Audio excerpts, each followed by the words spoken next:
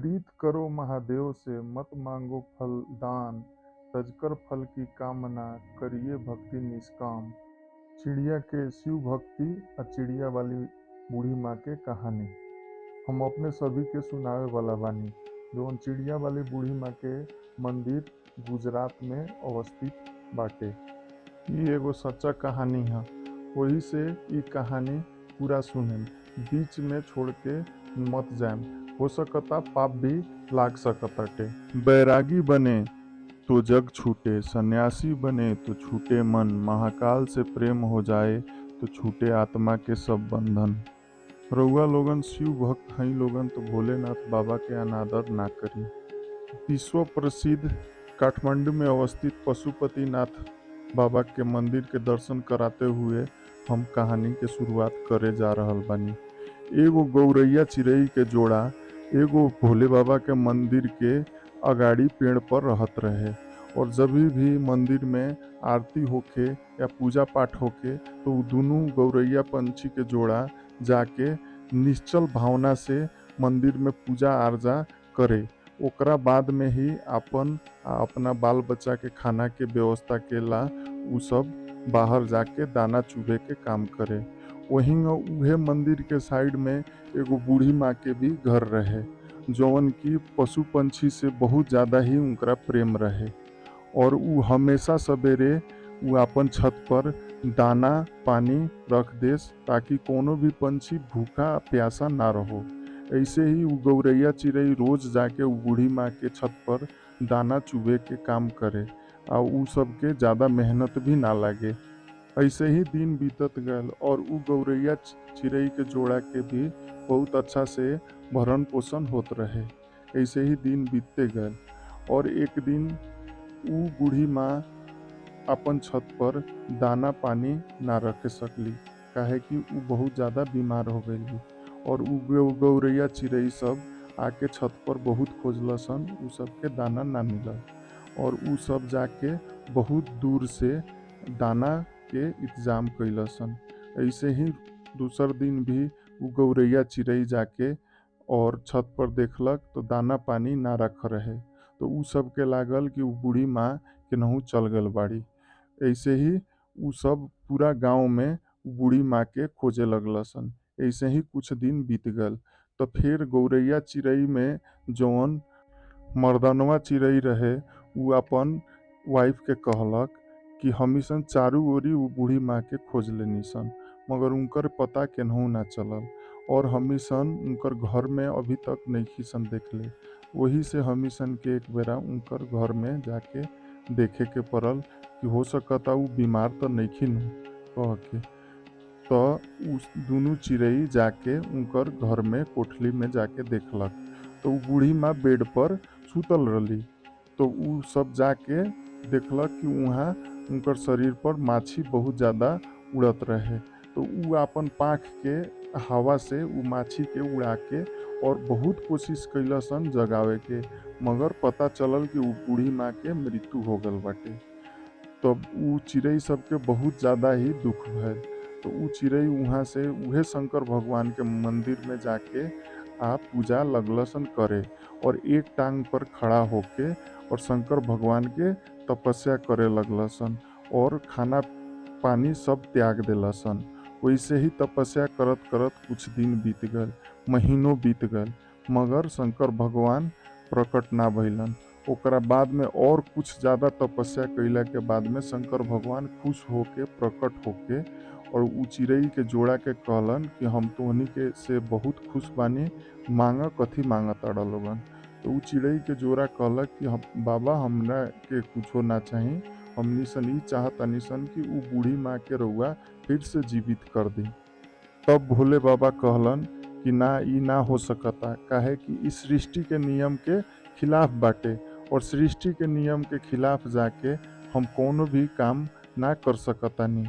और उ बूढ़ी माँ के शरीर भी पूरा गल गल बाटे और ओमे कीड़ा भी पड़ गल बाटे, तो उ बूढ़ी माँ के हम ना जीवित करे सकेम, काहे कि सृष्टि के नियम के खिलाफ हम ना जा सकतानी। तो उ दोनों गौरैया चिड़ई बहुत ज़्यादा जिद करे लागल कि ना बाबा, अगर हमनी के अपने कुछो देवे के चाहतानी तो हमनी सन इहे चाहेम सन कि ऊ बूढ़ी माँ के अपने जीवित कर दी। तो शंकर भगवान बहुत समझैलन कि ऊ शरीर में अब हम जान भी फूक देतानी तो ऊ शरीर बहुत ज़्यादा ही गल गल बाटे, तो ऊ शरीर से कोनो काम ना होके सकी। वही से तोहनी लोगन दोसर चीज मांग ल लोगन। मगर ऊ दुनू गौरैया चिड़ै इहे जिद पर रहे कि हमनी के उहे बूढ़ी माँ के जीवित करे के इच्छा बाटे कह के। तो लास्ट में शंकर भगवान भी ऊ दुनू गौरैया चिड़ै के जिद के आगे हार गइलन और ऊ कहलन कि ठीक बा चलो लोगन हम उनकरा के जीवित कर देम। फिर जाके शंकर भगवान ऊ बूढ़ी माँ के शरीर के पहिला पूर्ण रूप से ठीक कैलन, ओकरा बाद में ओमे जान फूंक देलन। तब ऊ बूढ़ी माँ उठली तो देखली कि साक्षात शंकर भगवान उनकर सामने खड़ा रहलन। तो ऊ कहली कि भोले बाबा हम कौन इतना बड़का पुण्य कैले बानी कि अपने साक्षात हमरा के दर्शन देवे आयल बानी।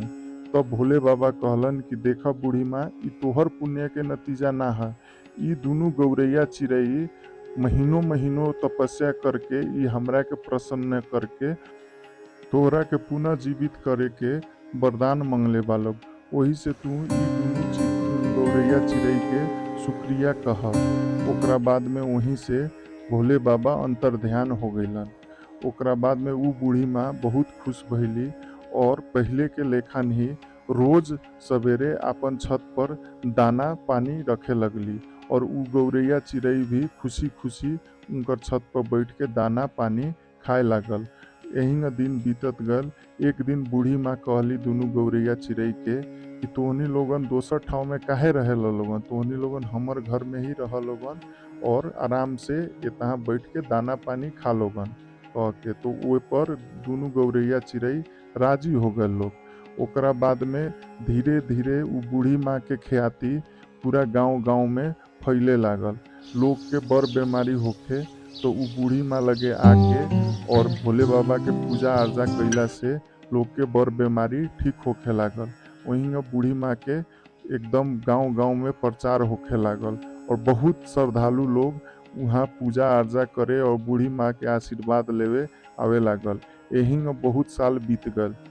एक दिन ऊ बूढ़ी माँ अपन खुशी से उही घर में जीवित समाधि ले लेली और उहे समाधि स्थल पर गांव के लोग मिल के चिड़िया वाली बूढ़ी माँ के भव्य मंदिर बना देलक। वहाँ आज भी उ मंदिर पर चिड़िया के जोड़ा देखे के मिलेला और गौरैया चिड़ै के बहुत ज़्यादा झुंड सब उ मंदिर में सालों साल और अभी तक भी वही जान रहेला लोग।